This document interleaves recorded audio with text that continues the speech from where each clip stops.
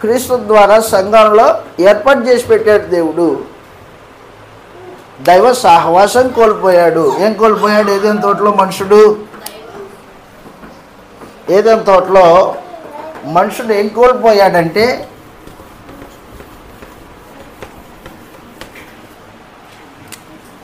ఒకటి దైవ సహవాసం కోల్పోయాడు, 2 జీవం కోల్పోయాడు, 3 పాప బానిస అయ్యాడు, 4 మరణ భయం వచ్చింది,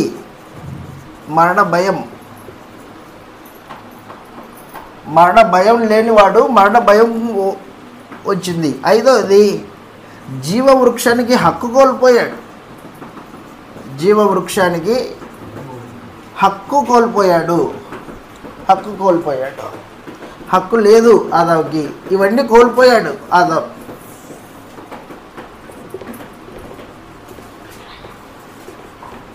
ఈ కోల్పోయినవన్నీ దేవుడు క్రీస్తు సంఘంలో క్రీస్తు రక్తం చేత కడగబడిన వారికి ఏర్పాటు చేశాడు.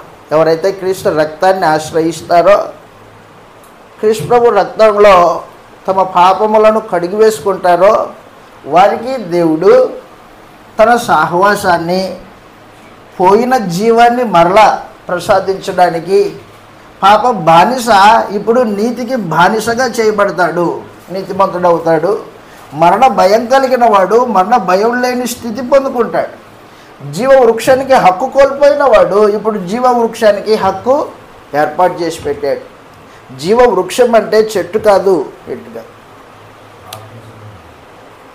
జీవవృక్షం అంటే భౌతికంగా కనిపించే చెట్టు కాదు. అది జీవవృక్షము అంటే నిత్యము జీవించడం. జీవవృక్షం అంటే నిత్యము జీవించడం. అది దేవుడు ఏం చేశాడంటే భూమి మీద లేకోకుండా ఎత్తేసాడు. భూమి మీద లేకుండా ఎత్తేసి పరదేశంలో పెట్టాడు.